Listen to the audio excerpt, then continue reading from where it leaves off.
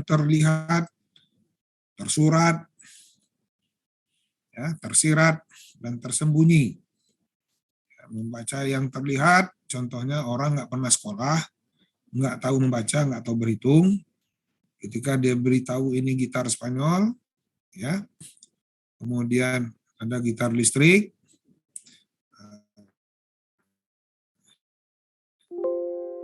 ketika dia apa, dia langsung itu gitar Spanyol dan itu gitar listrik. Spanyol, Spanyol model klasik dan model akustik, nah dia nggak tahu bedakan, ya. Nggak tahu dia, yang terlihat itu ada fakta empiris. Nah, ilmu kita ini, ya, khususnya ilmu apa namanya kualitatif, nah itu berdasarkan empiris, ya, alamat. Kemudian membaca yang tersurat itu mulai dari SD sampai PhD, ya, PhD. Dari SD sampai S3 itu membaca yang tersurat. Nah, jadi apa yang didapat adalah ilmu. Kalau yang pertama tadi pengetahuan atau knowledge, ya, atau urf bahasa Arabnya. Nah, kalau membaca yang tertulis itu kita mendapatkan ilmu, ya, atau sains. Membaca yang tersirat kita mendapat membaca hakikat, ya, hakikat atau filsafat, ya. Membaca yang tersirat itu membaca filsafat, makna, ya, kita tahu makna atau apa namanya nilai dasarnya, ya, nilai dasarnya atau makna atau hakikat, ya. Itu merenung, ya, para filosof itu kerjanya merenung, ya, merenung untuk mendapatkan hakikat. Nah, misalnya, ya, misalnya hakikat dari gula itu manis. Nah, walaupun ada yang manis bukan gula, ya, tapi hakikat gula itu ya manis itu. Nggak ada yang tidak manis, ya, gula itu, ya. Semua gula pasti manis. Walaupun ada, ya, menurut ahlinya katanya ada yang manis itu bukan gula, ya. Misalnya beras itu manis, tapi bukan gula, ya. Tapi kan karbohidrat, karbohidrat itu kan gula, gitu, ya. Itu sampai hakikatnya di situ, ya, hakikat dari yang manis itu adalah gula, atau gula itu hakikatnya adalah manis. Nah, gitu, ya. Ya, membaca yang tersirat, nah itu membaca kebenaran yang asli, ya. Jadi kalau kebenaran filsafat itulah kebenaran ilmu pengetahuan atau kebenaran logika, ya, bersifat rasional, ya. Dia tidak pernah bisa mencapai Tuhan, ya. Tidak pernah mencapai, kalau orang Islam bilang Allah Subhanahu wa taala, ya. Tidak pernah sampai. Jadi membaca yang tersirat itu adalah para nabi karena dibimbing langsung oleh Tuhan, gitu, ya. Para wali, ya, yang dibimbing langsung oleh Tuhan. Membaca yang tersirat. Nah, yang tersembunyi. Nah, maka semua kita di dunia ini pada hakikatnya adalah tidur, ya, tidak sadar. Setelah mati baru kita sadar. Oke, sampai kemarin itu slide ke berapa ya? Zul atau siapa nih yang nampak nih, ya? Betrik. Zul, Betrik. Minggu yang lalu sampai slide berapa kita?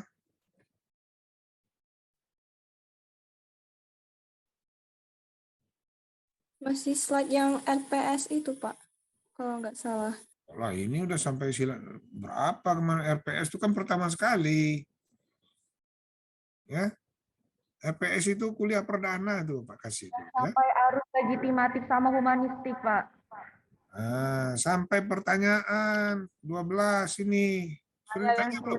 Sudah ditanya belum mana nih? Sudah, Pak. Tuh, ya. Masa kalian belajar nggak tahu? Ya, tolong diingat-ingat, ya, karena Bapak ini ngajar banyak, ya, jadi Kalau nggak pakai slide ini nggak bisa ngajar ya.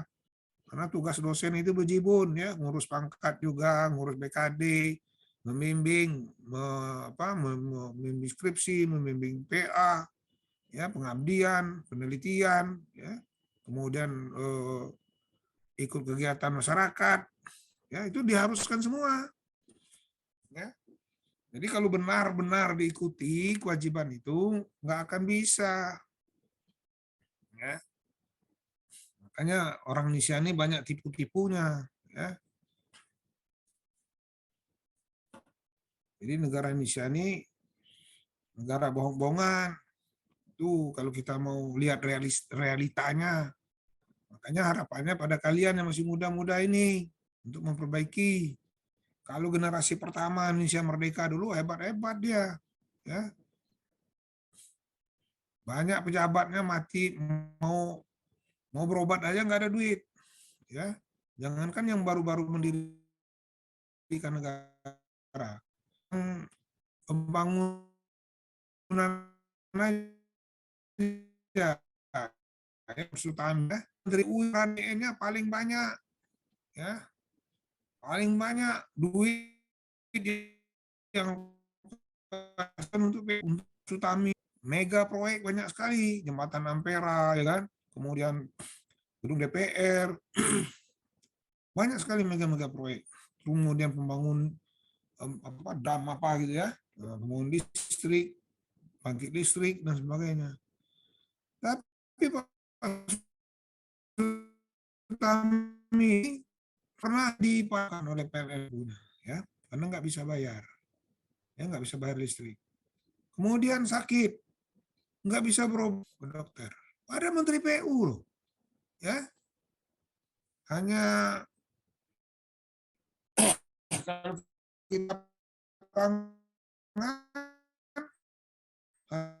hanya kepala bukan lagi ya itu rumahnya begitu. Kalian yang kerja di PU, ya ada orang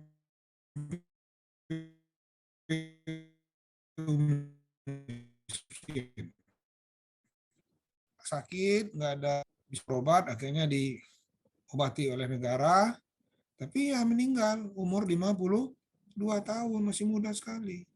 Jauh jaraknya dengan Bapak. Bapak udah 64, masuk 65 sekarang.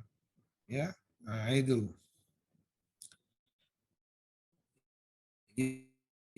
Silakan yang baik.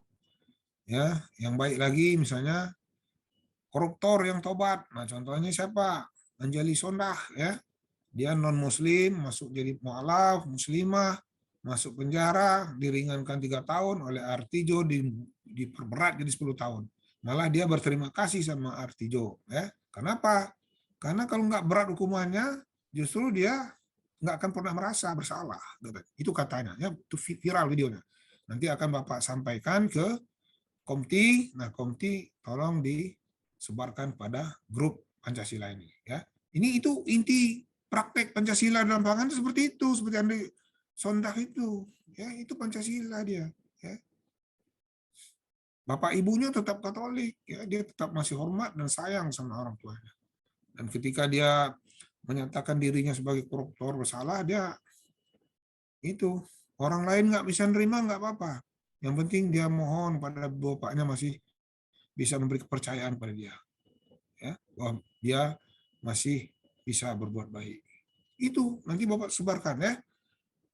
Pelajari baik-baik itu ya. Nanti mungkin keluar dalam ujian. Oke? Nah, ini jawabannya ya. Nah, sekarang nih bagaimana nih ya?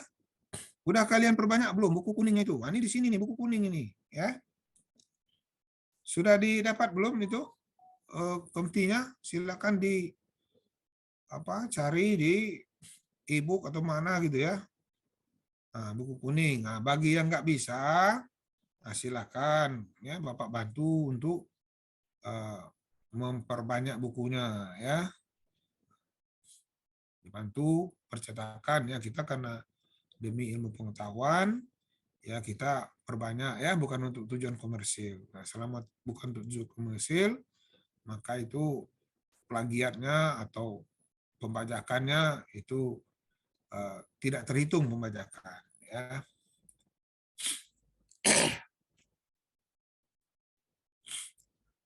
Ada buku kuning ya, itu pasangannya itu ya, pasangan dari buku dikti itu ya. Ini biar bisa ini keterangan ini itu di situ semua.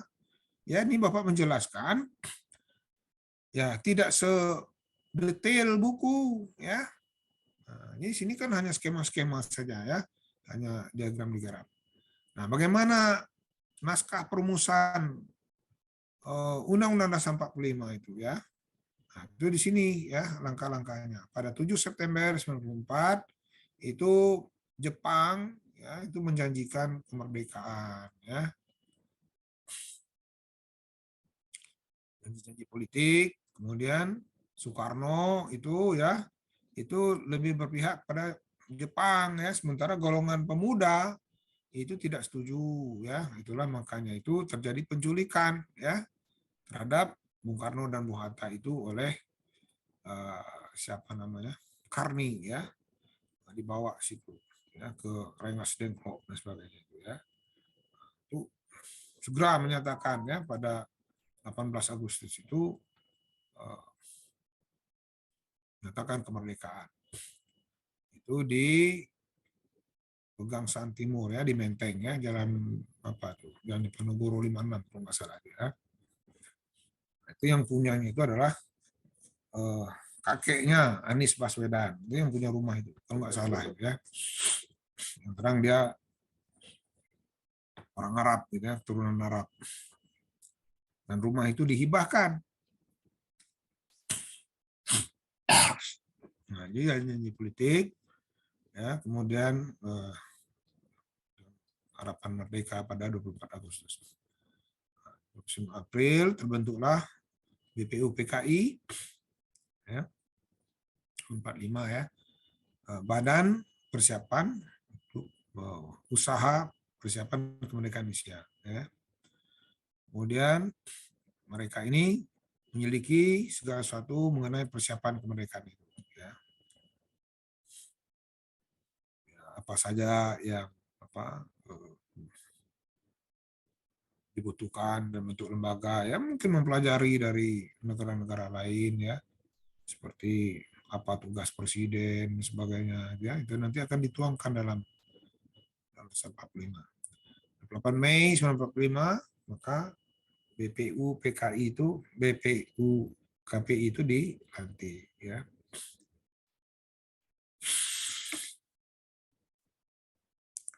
Kemudian mereka bersidang ya.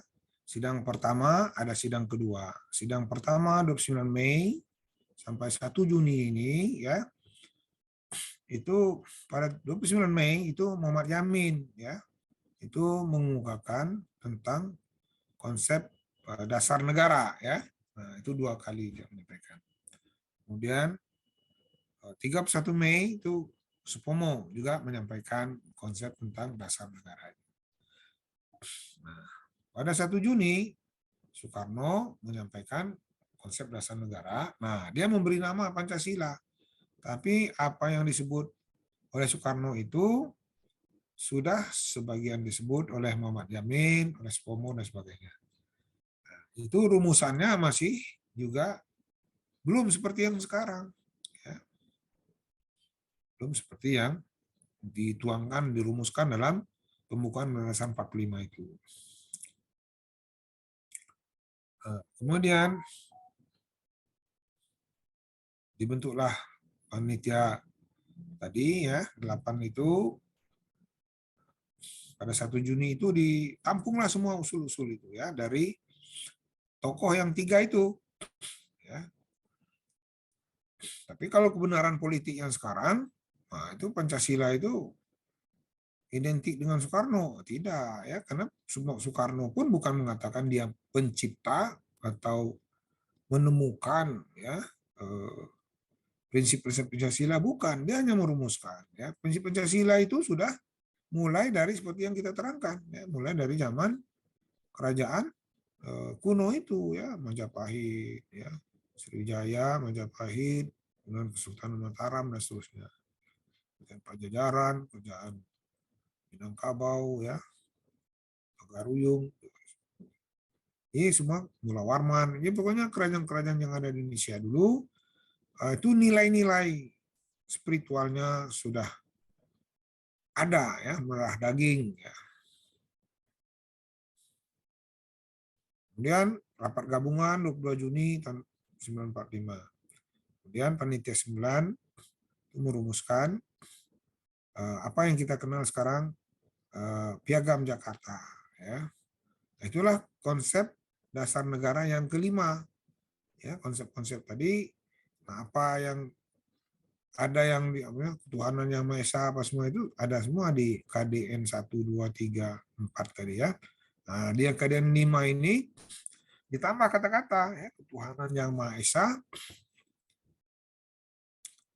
ya, ketuhanan yang Maha Esa dengan kewajiban menjalankan syariat Islam bagi pemeluknya. Nah, ini tidak diterima oleh Indonesia bagian timur.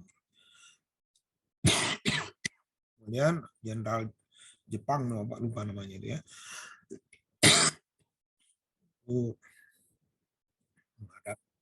Muhammad Hatta, ya. Gimana kira-kira nih? Karena orang di timur itu tidak mau menerima ya 9 kata itu. Karena seakan-akan Indonesia ini menjadi negara Islam. Karena di situ kewajiban menjalankan syariat agama itu bagi Islam itu ya tadi ya hanya bagi Islam, yang non Islam enggak kena. Tapi Indonesia Timur nggak suka ya, daripada itu dimuat, kami memisahkan diri gitu ya. Nah, ini kebijaksanaan dari panitia 9 itu, tokoh-tokoh seperti apa namanya,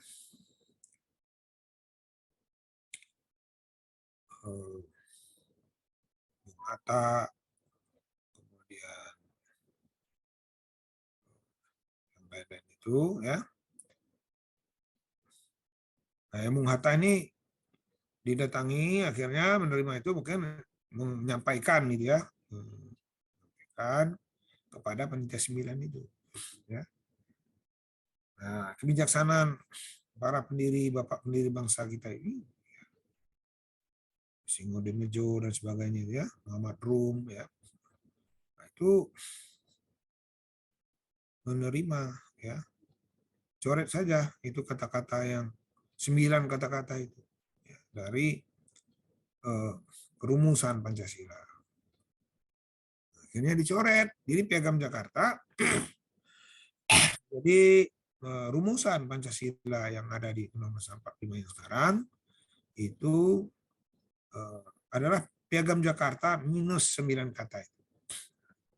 Nah, kalau ada yang mau ngutak-ngutaknya lagi, ya, mengutak-utik lagi, ya, supaya ada silanya yang ditukar atau dikurangi, nah, itu namanya sudah membubarkan negara. Ya. Begitu pembukaan itu dirubah, dihapus, maka Pancasila juga hapus. Ya.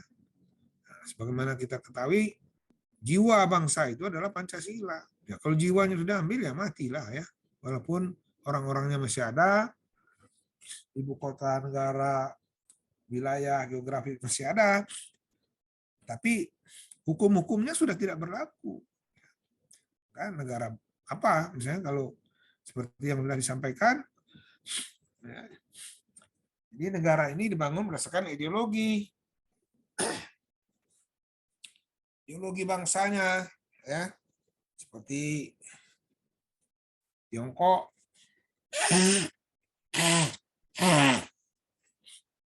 Cina itu komunis, ya, Rusia. Ya, kalau negara Amerika, Inggris, dan Eropa itu kapitalis, liberalis, ya, Yahudi dan sebagainya. Kalau Arab, negara-negara Arab itu Muslim, Islamisme, ya. Jadi ada beberapa. Nah, kita Pancasila, ya, aliran. Nah, aliran ideologi itulah yang menjadi dasar kehidupan masyarakat berbangsa dan bernegara dari negara-negara di dunia ini. Ya. Kalau Inggris itu bentuk kerajaan. Nah, sidang kedua 10-9 Juli 2005, ya, kemudian 10 Juli panitia 8 membuat laporan, ya. Kemudian pada 11 Juli panitia perancang hukum dasar, ya, kemudian dibentuklah panitia kecil, ya. Dan RPHD ini diterima dan seterusnya, ya. Kemudian BPPKI rapat lagi tahun tanggal 9/8/45, ya.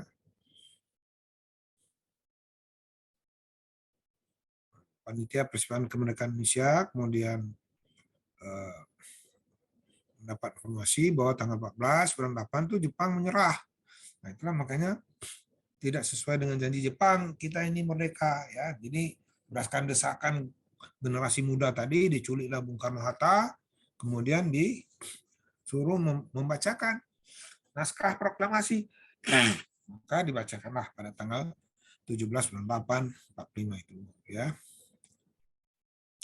Tanggal 18 bulan 8 itu panitia PKI tadi menetapkan, ya, dalam sidang PKI, ya, Pancasila itu, ya, kemudian, ya, menetapkan dasar negara ada Undang-Undang 45, ya, gitu, ya, dan seterusnya, ya. Jadi Pancasila itu dituangkan dalam pembukaan itu, ya. Kemudian dulu interpretasinya batang tubuh Undang-Undang 45 itu adalah penjabaran dari pembukaan Undang-Undang 45. Jadi satu kesatuan. Itu penafsiran Pancasila pada era Orde Baru, ya.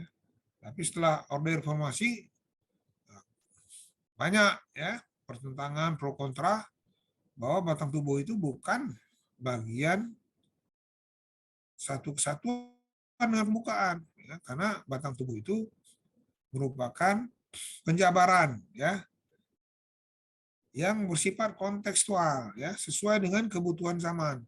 Karena batang tubuh Undang-Undang 45 itu hanya 37 bab, ya, berapa pasal gitu, ya, 100 berapa pasal gitu, ya. Itu tidak sempurna sebagaimana dinyatakan juga oleh Soekarno bahwa dalam waktu yang singkat tidak mungkin menghasilkan sesuatu yang baik. Maka akhirnya diceraikan, ya, bahwa batang tubuh itu adalah bersifat kontekstual. Makanya bisa dirubah, ya. Kemudian dulu itu bukan hanya batang tubuh, penjelasannya juga, ya. Jadi pembukaan batang tubuh, penjelasan itu satu satuan. Nah, yang pertama sekali di apa namanya, dianulir sebagai penjabaran Undang-Undang 45 dan istilah itu adalah penjelasan. Jadi penjelasan itu bukan secara ilmu undang-undangan, itu bukan norma, ya, karena dia menjelaskan, mendiskusikan, maka dilepaskanlah, ya. Kalau zaman dulu itu dianggap, zaman Orba dianggap satu kesatuan. Nah, jadi konsekuensi dari dirubahnya batang tubuh dari pembukaan tadi, ya, maka terjadilah amandemen, ya, amandemen 1, 2, 3, 4. Nah, amandemen yang paling penting, ya, itu tentang Presiden Indonesia bukan orang Indonesia asli. Ya, pengertian orang Indonesia asli ini apa? Ya. Ini dalam ilmu hukum itu, dalam sejarah hukum itu Belanda dulu itu membuat satu undang-undang untuk membuat kasta, ya, kasta terhadap warga kaula, ya, negara Belanda, ya. Nah, Indonesia ini termasuk Hindia Belanda atau negeri jajahannya, kolonialnya, ya. Nah, jadi Belanda membagi berdasarkan pasal 131 163 IS apa, ya? Ya, membagi bahwa penduduk yang paling tinggi kastanya atau yang sebenarnya menjadi apa?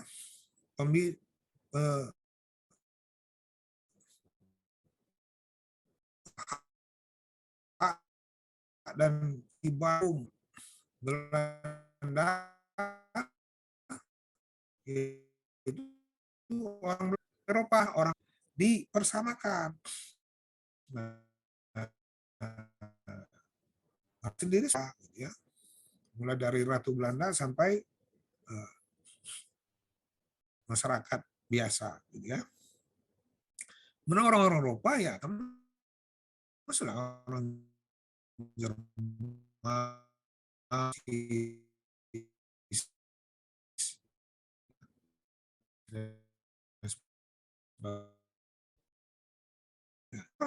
yang orang atau disebut pribumi waktu itu ya, inlander atau pribumi ya. Yaitu orang-orang pribumi yang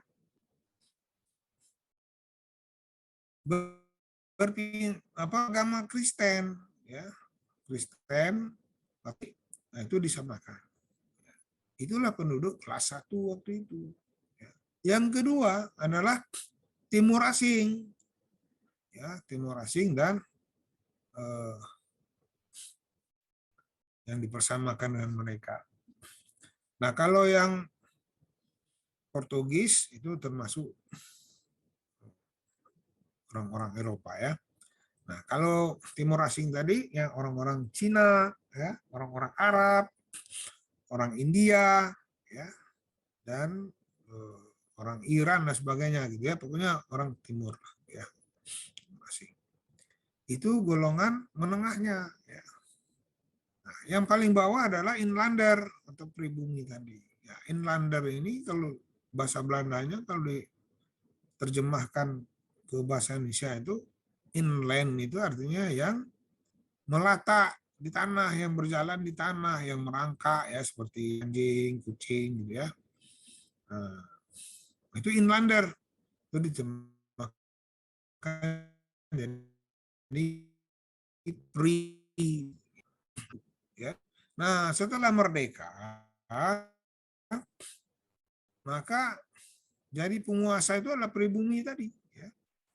Nah, untuk waktu itu keluarlah peraturan presiden apa Bapak lupa itu peraturannya. Yang penting ada undang-undangnya yang mengatakan bahwa bagi yang bukan pribumi ditawarkan otomatis, kalau pribumi itu otomatis menjadi WNI gitu ya, warga negara Indonesia. Ya. Nah, bagi yang lain-lainnya itu ditawarkan mau jadi WNI atau tetap WNA. Jadi dua, waktu proklamasi itu hanya dua dibagi, WNI dan WNA. Nah, WNI ini ya bisa tadi yang sudah naturalisasi, yang sudah bergabung, ya sudah melebur ya ke dalam penduduk asli tadi ya. Nah, makanya disebut asli ya, seperti orang Arab ya, orang India dan sebagainya ya yang sudah melebur. Nah, dia menerima jadi WNI. Ya, bagi yang tidak menerima ya orang Belanda misalnya menjadi WNI, ya dia jadi itu terhitung pribumi. Jadi WNI itu sebenarnya itu yang disebut pribumi itu ya, WNI.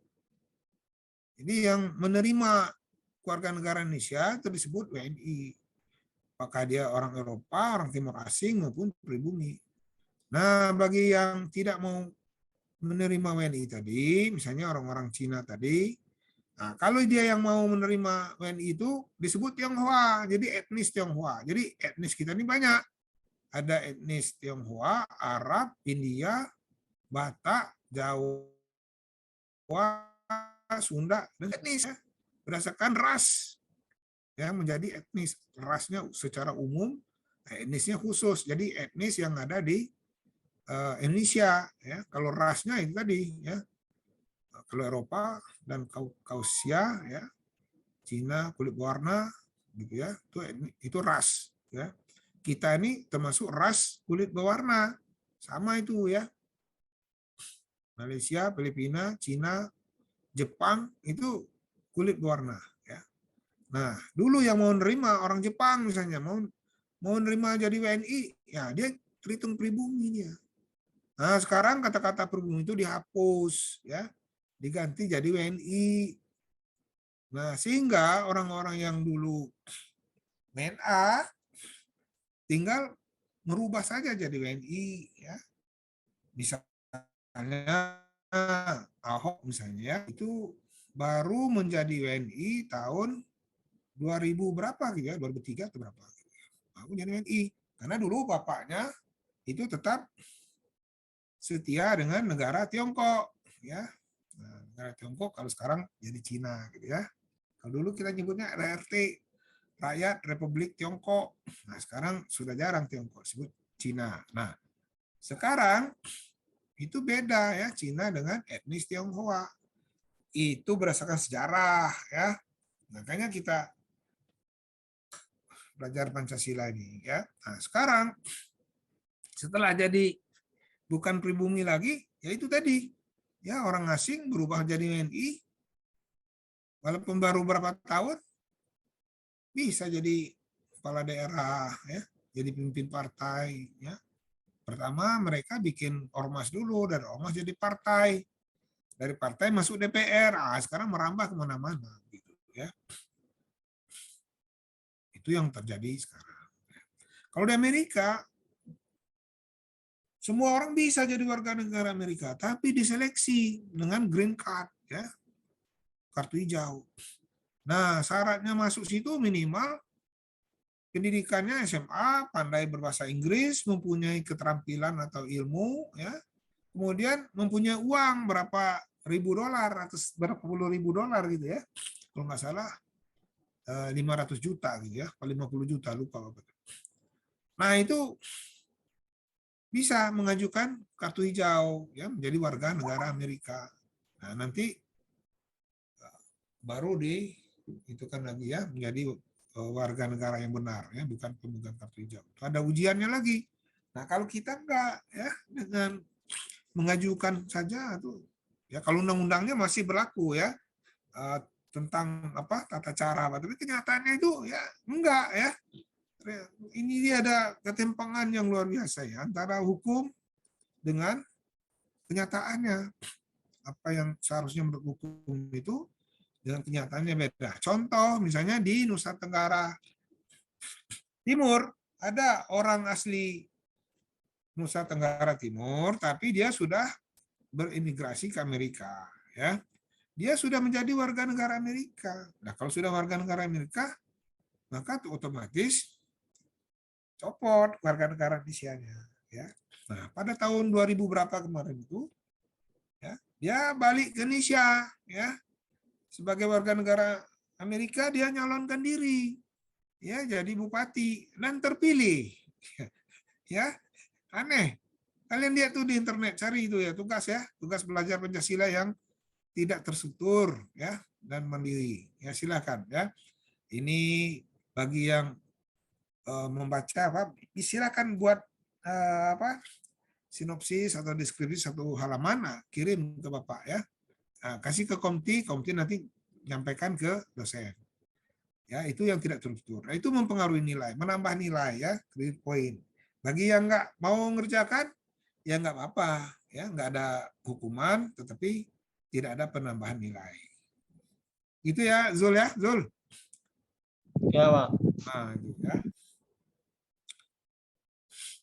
Itu makanya tuh ya. Jadi presiden sekarang itu dalam kenyataannya bisa aja seperti tadi ya, kasus itu ya. Aneh itu ya. Nah. Dan kemudian berdasarkan tadi PHD ini ada batang tubuh presiden dan wakil presiden, kemudian dibentuklah DPR zaman dulu yang disebut dengan KNIP ya, Komite Nasional Indonesia Pusat.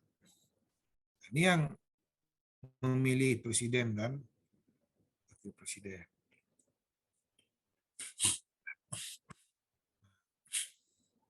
Inilah ya, silakan dibaca buku kuningnya, itu lama nih jelaskan ini ya.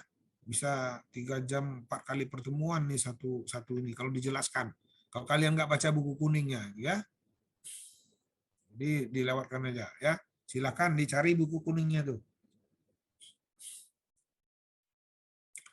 Nah, sekarang kuis. Silakan ya.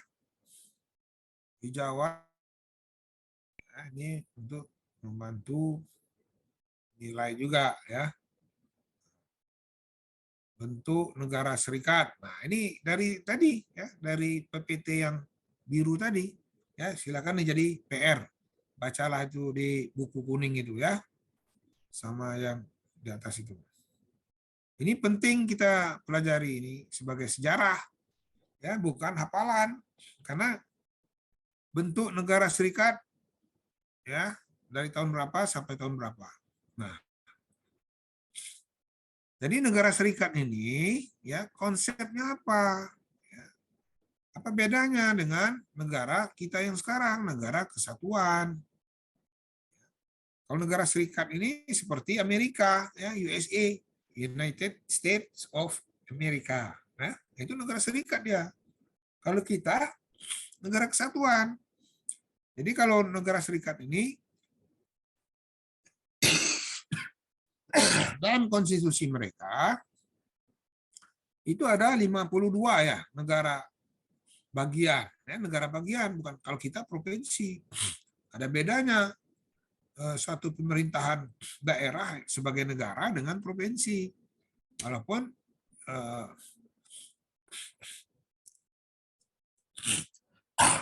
secara konsep sebenarnya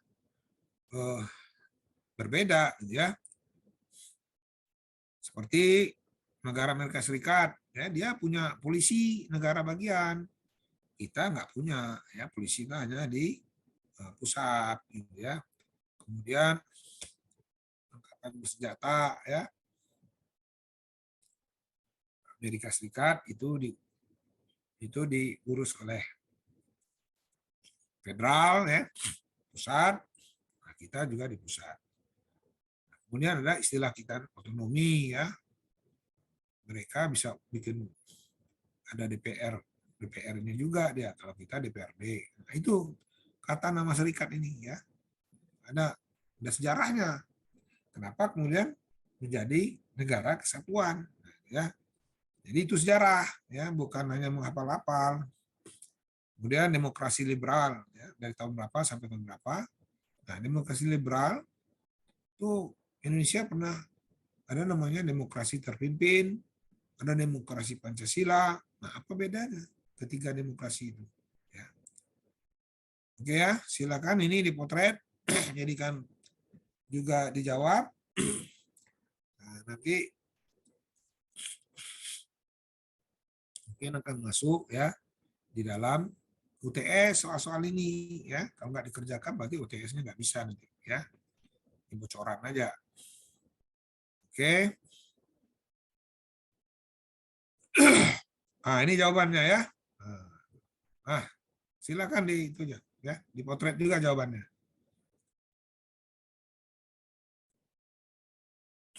Tapi pertanyaannya nanti di UTS itu, yaitu seperti yang Bapak jelaskan tadi, bukan menghafal tanggal mulai dan berakhirnya, ya. Kemudian negara serikat itu tentu punya konstitusi, ya. Nah, konstitusinya itu ya berlaku ketika adanya negara serikat. Nah, itu yang disebut dengan hukum positif. Jadi yang menjadi hukum dasar waktu itu adalah konstitusi RIS. Ini berlaku sebagai sumber hukum tertinggi, gitu ya. Nah, apakah di konstitusi RIS ini rumusan Pancasilanya sama nggak dengan yang sekarang? Gitu ya, itu pertanyaannya. Misalnya nanti gitu, ya, di dalam ujiannya. Nah, ini jawaban pertanyaan tadi itu ini ya. Tapi pertanyaan Bapak nanti tingkat kesukarannya bukan hanya hafalan, ya. Jadi ada logika rasional. Walaupun dia berbentuk multiple choice ataupun benar salah. Ya.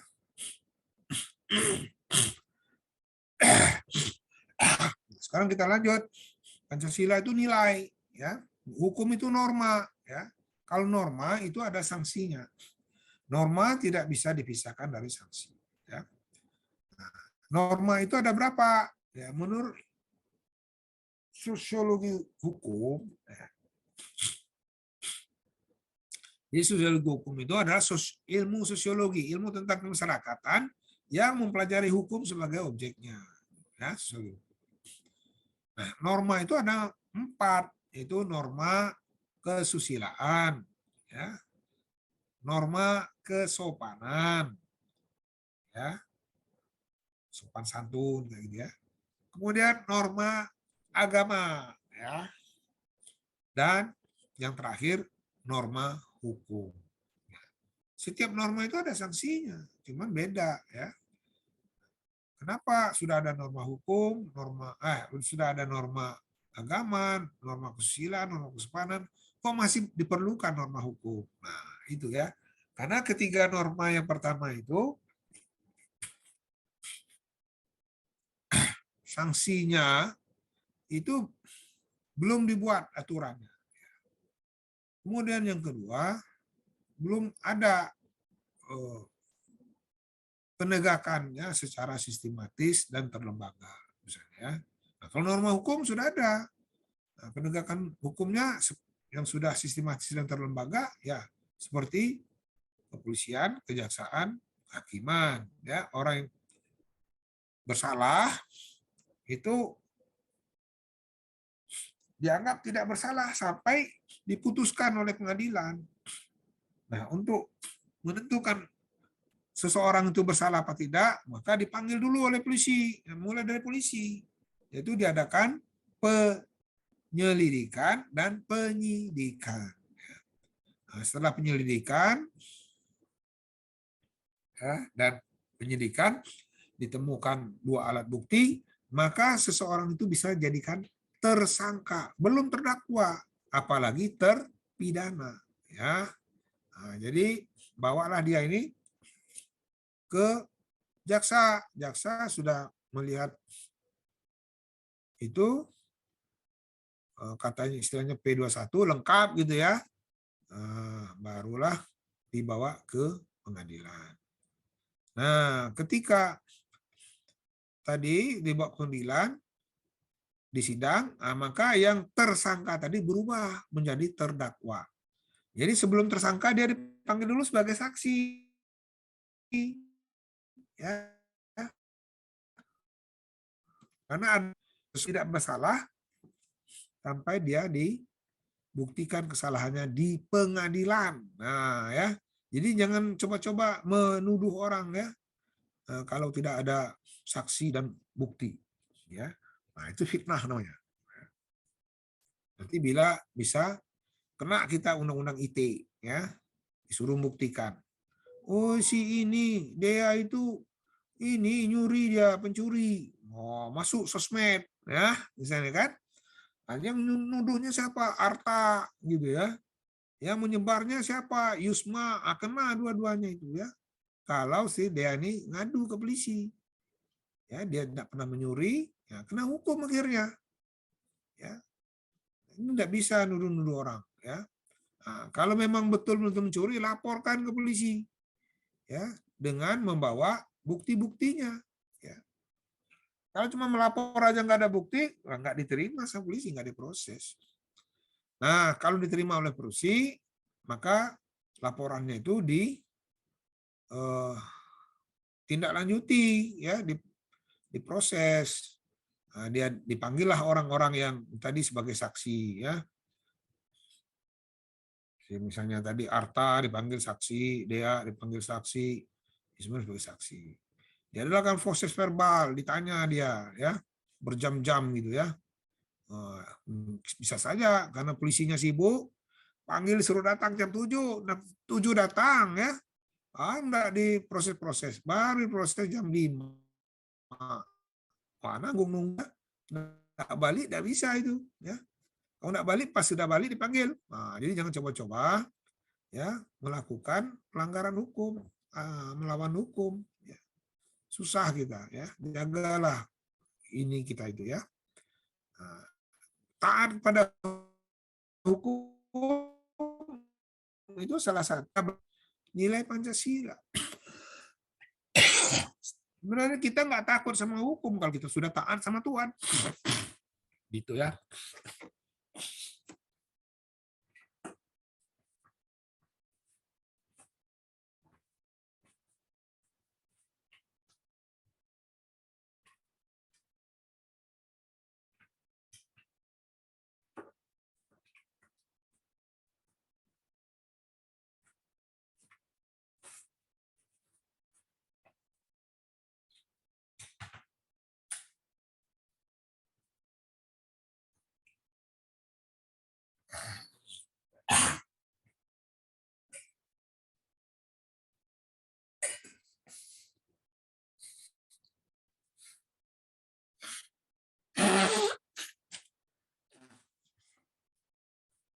Jadi apa perbedaan nilai, ya, norma dan sanksi, ya.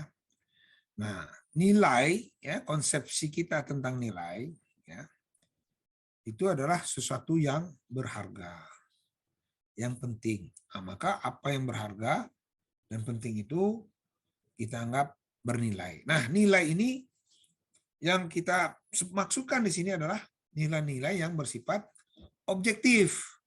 Jadi semua orang menganggap itu bernilai, gitu ya.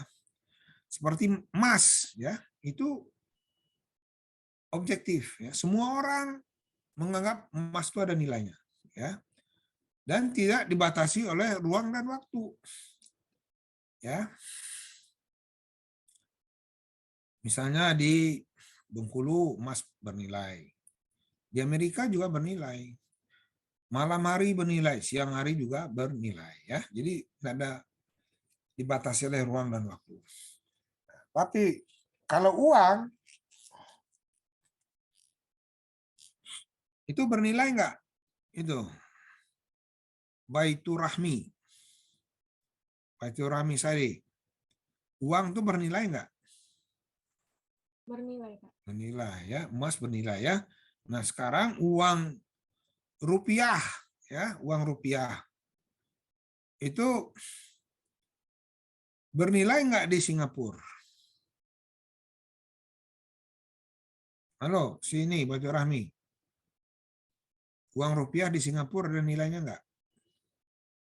Dolar Amerika di Indonesia ada nilainya enggak? Sepertinya tidak, Pak. Nah, tidak, ya. Karena kalau Rahmi ini belanja pakai duit dolar, ditangkap orang, ya, karena dia bukan alat bayar yang sah di Indonesia, ya. Kalau nilai dalam arti bisnis, ya nilai ditukar, tapi ditukar dulu kalau mau belanja di Indonesia. Jadi uang dolar itu bernilainya di Amerika. Di Inggris juga nggak bernilai, ya, di Singapura juga nggak. Harus ditukar dulu uang itu. Nah, itu tuh relatif dia. Sudah dibatasi oleh, nah itu tunjuknya subjektif. Ya, hanya negaranya saja yang mengakui dia sebagai alat tukar yang sah. Tapi kalau emas, ya, walaupun dia bukan alat tukar yang sah, kita boleh aja mau apa? Mau nukar, misalnya punya emas 1 kilo, ya, mau kita pergi ke pasar, ya kan, tukar sama daging 1 kilo, wah, senang sekali itu, ya, pedagangnya, ya, berteriak-teriak dia kegirangan, betul nggak, Muhammad Afik? Ya, kalau 1 kilogram emas ditukar dengan 1 kilo daging, ya. Nah, itu contohnya nilai, ya. Itu persepsinya, suatu yang berharga dan penting. Nah, sifat nilai itu, ya, ini bersifat imanen dan subjektif, ya. Jadi yang namanya nilai itu sendiri imanen dan subjektif, ya. Dia melekat pada satu tempat dan bersifat subjektif. Nah, tapi kalau nilai yang Bapak sebut tadi, ya, seperti emas itu, nilainya itu objektif, tapi sifat nilai itu sendiri itu tadi ada yang subjektif. Nah, kita ngambil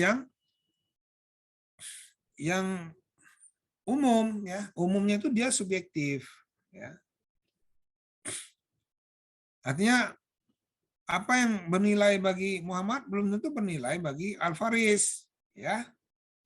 Gitu, makanya disebut subjektif, ya. Nah, tapi ada juga yang bersifat objektif seperti tadi emas, ya. Nah, uang pun kalau untuk satu negara dia nilainya objektif, ya. Muhammad, uang rupiah berharga nggak? Ayo Muhammad, jawab. Berharga, Bapak. Terus ini Baitur Rahmi, berharga nggak? Berharga, Pak.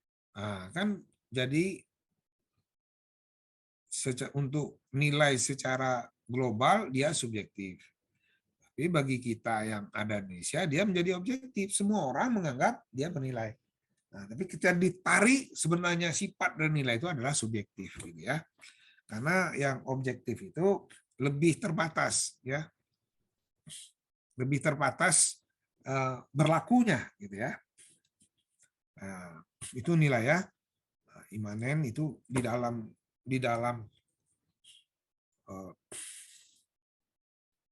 nilai itu terkandung apa yang menjadi kebutuhan, kepentingan orang, ya, keinginan orang lah. Jadi artinya nilai yang dihayati berkaitan dengan keselarasan suatu sikap batin. Nah, yang imanen itu maksudnya batin. Jadi diyakini gitu ya. Nah, semua orang meyakini ya nilai-nilai itu, misalnya Tuhan ya, kepercayaan pada Tuhan. Nah, itu nilai ya. Dan itu sifatnya batin, imanen ya.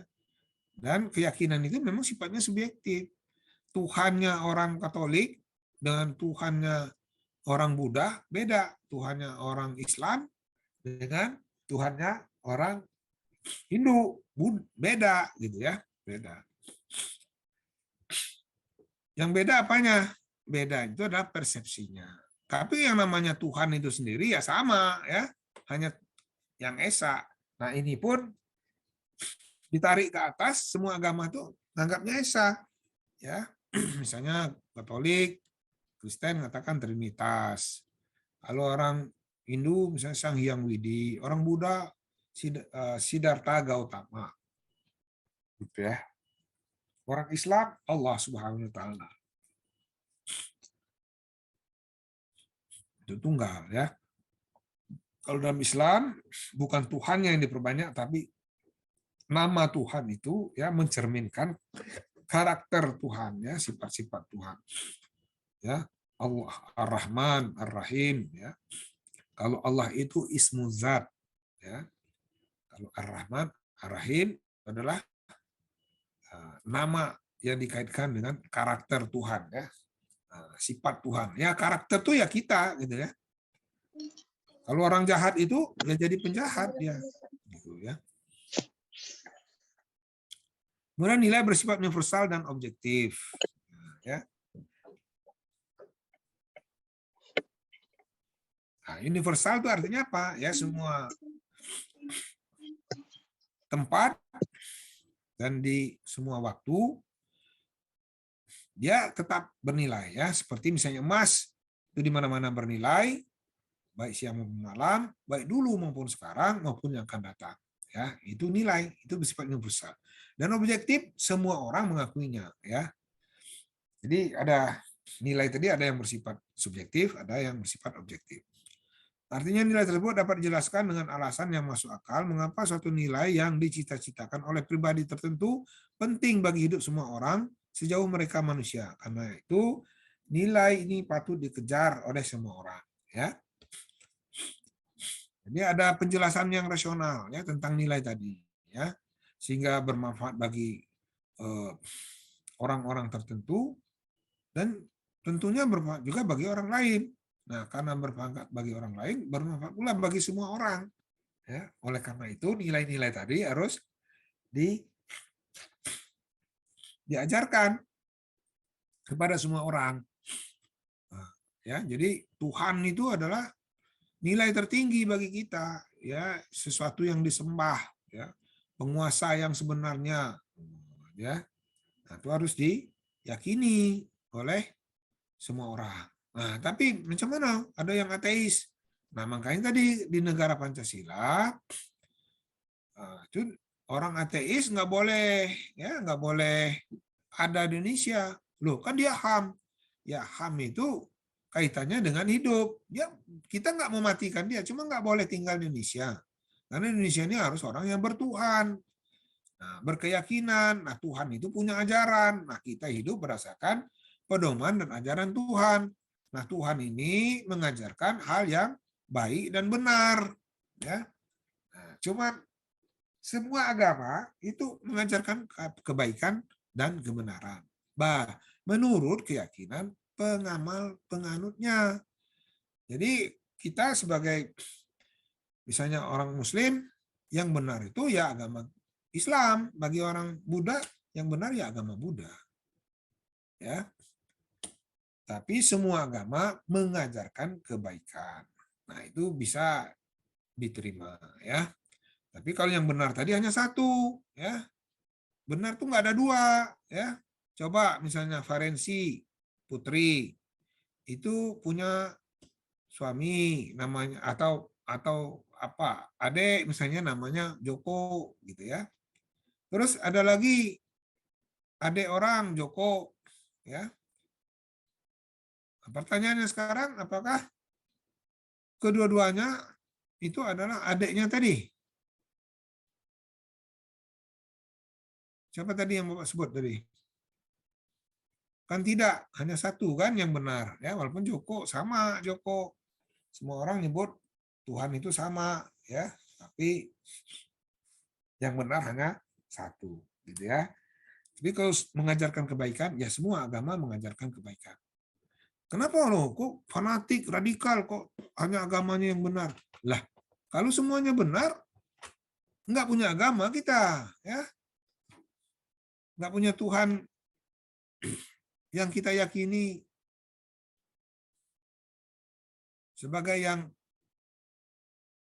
Maha Esa gitu ya. Makanya tadi itu di Pancasila itu ada ketuhanan yang Maha Esa.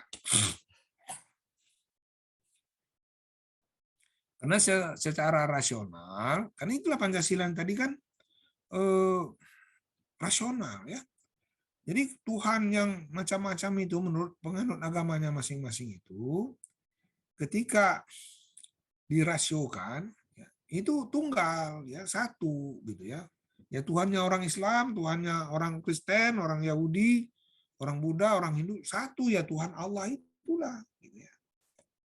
Nah, tapi melalui kepercayaan ajarannya itu bisa diinterpretasikan masing-masing ya. Nah, di turunan inilah kita berbeda gitu ya. Kalau keyakinan Katolik ya Trinitas ya, 3 sapi 1 atau 3 in 1 kayak gitu ya. Kalau orang Hindu begitu juga. Kalau ada namanya Tuhan Siwa ya, itu Tuhan yang pemarah atau dewa yang pemarah. Tidak ada Sang Hyang Widi ya. Sang Hyang Widi itu Tuhan yang diagungkan gitu ya. Ya di atas Tuhan-Tuhan yang lain. Nah, itu ya. Jadi ya memang ada dua Tuhan gitu ya. Nah, kalau dalam Islam itu disebut malaikat ya. Kalau dia berupa karakter disebut nama Allah gitu ya. Ada malaikat pencabut nyawa. Nah, mungkin inilah yang disebut dalam agama Hindu itu siwa gitu ya, karena dia mencabut nyawa ya. Karena pada hakikatnya semua orang ini nggak mau mati ya. Karena mati itu adalah binasa.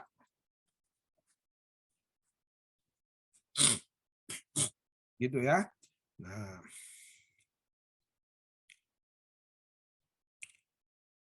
apa itu norma? Norma ukuran bagi perilaku patokan pedoman ya. Nah, silakan dipotret aja ya. Kita mau berakhir. Ini dipotret ya. Oke, sudah. Nah, dipotret lagi ya biar sampai yang ini semua ini di. Nah, ya, sanksi itu apa? Nah, ini ya. Ini sanksi. Silakan dipotret.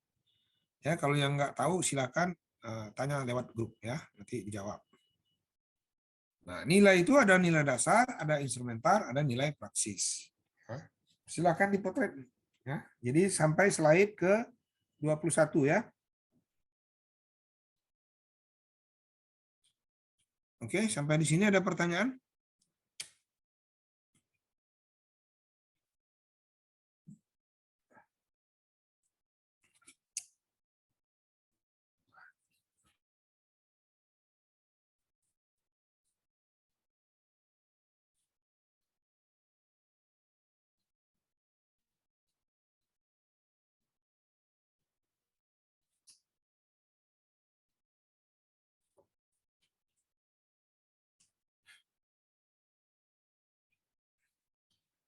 Ada pertanyaan? Kalau tidak ada, oke. Nah, ini coba siapa nih? Coba ajar Christian Tagiting. Mana fotonya nggak ada?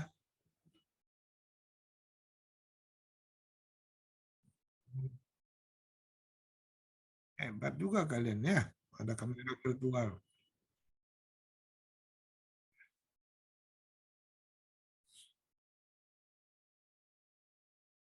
Buku kuning itu pengarangnya Profesor Notonagoro.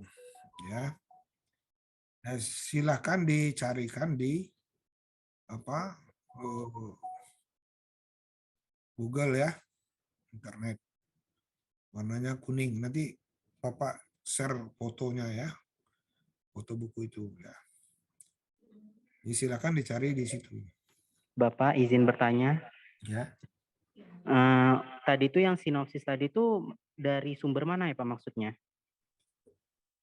Itu buku ini ya, buku referensi yang dijadikan bacaan wajib untuk mata kuliah Pancasila. Ya, di situ dirumuskan ya, mulai dari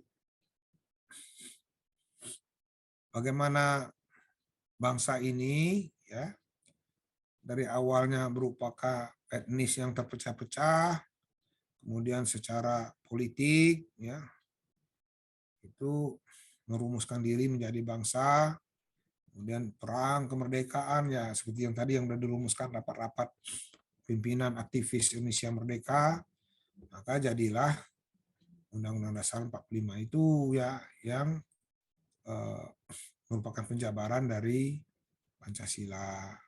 Begitu ya. Ini buku ya, buku teks. Buku referensi. Baik, Pak. Mbak, izin bertanya lagi, Pak. Ya.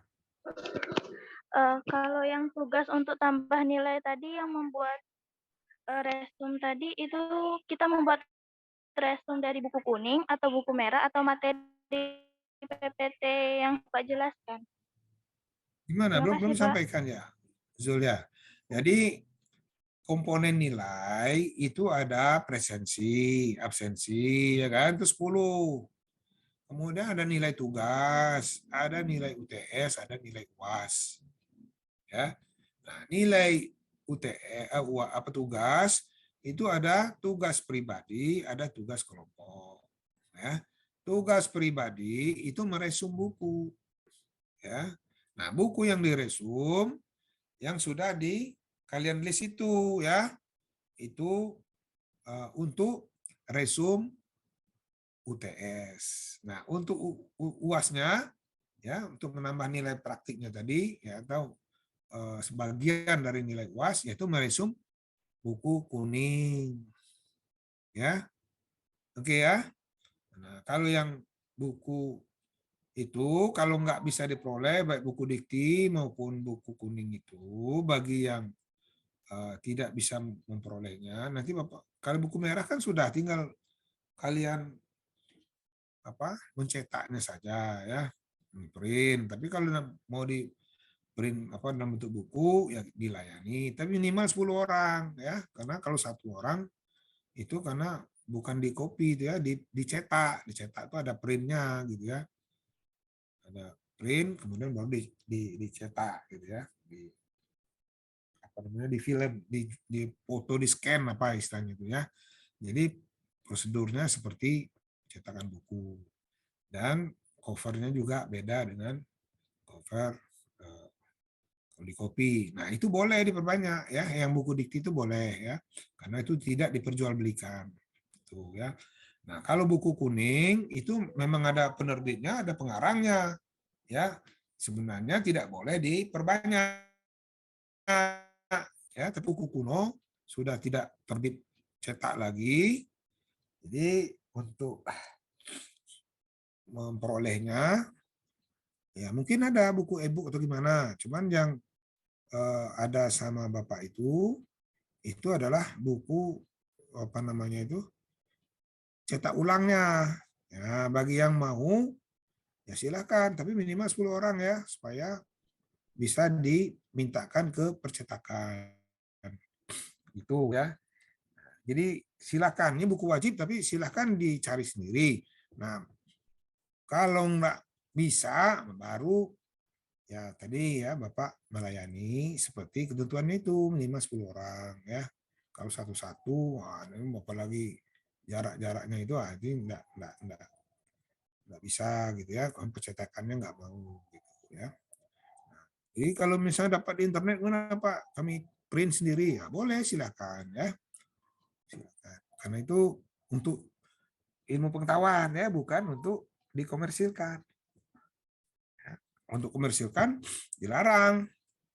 Nah, kalau yang merah putih itu juga boleh diperbanyak, izin, tidak perlu izin dari Dikti ya, karena memang itu buku tidak diperjualbelikan.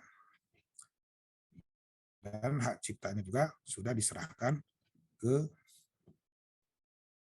domain ya, publik domain, jadi udah milik umum gitu ya. Jadi gitu, udah paham ya? Yang bertanya tadi siapa yang terakhir? Oke, Pak. Terima kasih, Pak. Nah, oke ya, itu. Ada pertanyaan lain?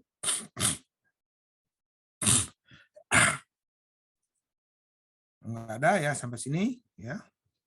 Selamat siang. Assalamualaikum warahmatullahi wabarakatuh. Assalamualaikum warahmatullahi wabarakatuh. Makasih, Pak. Terima kasih, Pak. Terima kasih, Pak. Waalaikumsalam warahmatullahi wabarakatuh. Terima kasih, Bapak. Terima kasih, Pak. Login. Mem jam berapa, Oi? 9.40.